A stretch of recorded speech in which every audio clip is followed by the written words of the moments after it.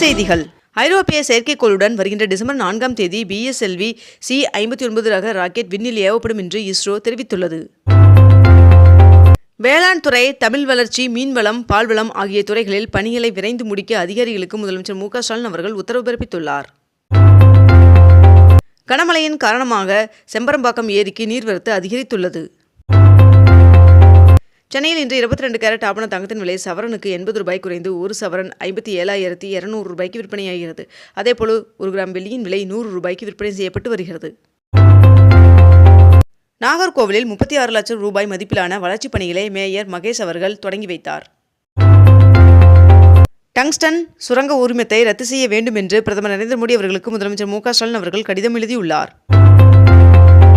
பெங்கல் புயல் காரணமாக சென்னையில் ECR மற்றும் OMR சாலைகளில் இன்று பொது போக்குவரத்து முற்றிலுமாக நிறுத்தப்படும் என்று அறிவிக்கப்பட்டுள்ளது. 7,927 கோடி ரூபாய் மதிப்பில் இந்திய ரயில்வே விரிவாக்கத்திற்கு மத்திய அமைச்சரவை ஒப்புதல் வழங்கியுள்ளதாக தகவல் வெளியாகியுள்ளது. ஒடிசாவில் அகில இந்திய TGP மற்றும் IGP மாநாட்டில் பங்கேற்பதற்காக பிரதமர் நரேந்திர மோடி அவர்களும் அமைச்சர் அமித்ஷா அவர்களும் ஒடிசா சென்றுள்ளனர். புதுச்சேரி அருகே புயல் இன்று கரையை கடக்கிறது என்று வானிலை ஆய்வு மைய தென்மண்டல தலைவர் பாலச்சந்திரன் அவர்கள் தெரிவித்துள்ளார். தமிழக பாஜக மாநில தலைவர் அண்ணாமலை அவர்கள் நாளை சென்னை திரும்புகிறார் என்று தகவல் வெளியாகியுள்ளது.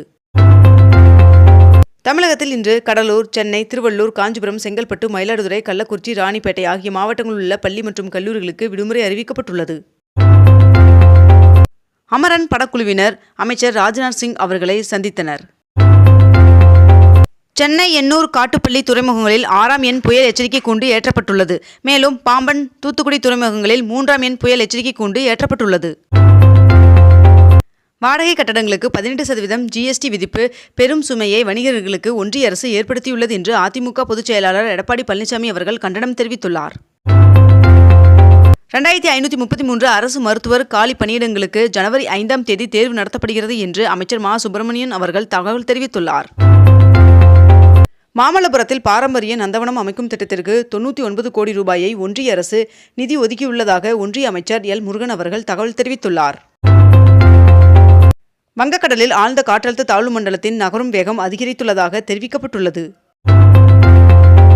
இன்று சென்னை, திருவள்ளூர், செங்கல்பட்டு, காஞ்சிபுரம், விழுப்புரம், கள்ளக்குறிச்சி, கடலூர் ஆகிய மாவட்டங்கள் மற்றும் புதுவையில் ஒரு சில இடங்களில் கன முதல் மிக கனமழை பெய்ய வாய்ப்புள்ளதாக வானிலை மையம் தெரிவித்துள்ளது. உழவர் நலத்துறை செயல்பாடுகள் தொடர்பாக அமைச்சர் அதிகாரிகளுடன் முதலமைச்சர் மு.க. ஸ்டாலின் அவர்கள் ஆய்வு நடத்தினார். தமிழகத்தில் உள்ள விமான நிலையங்களில் 2,990 கோடியில் மேம்பாட்டு பணிகள் நடைபெற்று வருவதாக மத்திய விமான போக்குவரத்துறை அமைச்சகம் மக்களவையில் தெரிவித்துள்ளது. தமிழகத்தில் உள்ள 4,453 வேளாண் கடன் சங்கங்கள் பொது சேவை மையங்களாக செயல்படும் என்று தகவல் தெரிவிக்கப்பட்டுள்ளது.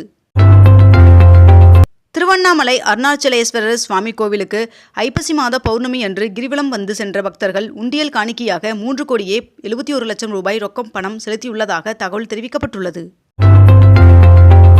தமிழ்நாடு சட்டப்பேரவை கூட்டத்தொடர் வருகின்ற டிசம்பர் 9ஆம் தேதி தொடங்குகிறது என்று சபாநாயகர் அப்பாவு அவர்கள் தகவல் தெரிவித்துள்ளார். சென்னை வள்ளுவர் கோட்டம் புனரமைப்பு பணிகளை ஆய்வு செய்தார் அமைச்சர் ஏவா வேலு அவர்கள். சென்னையில் 1,335 பேருக்கு நலத்திட்ட உதவிகளை துணை முதல்வர் உதயநிதி ஸ்டாலின் அவர்கள் வழங்கினார். மழைக்கு பின் பயிர் பாதிப்பு குறித்து கணக்கெடுப்பு நடத்தப்படும் என்று அமைச்சர் MRK பன்னீர்செல்வம் அவர்கள் தெரிவித்துள்ளார்.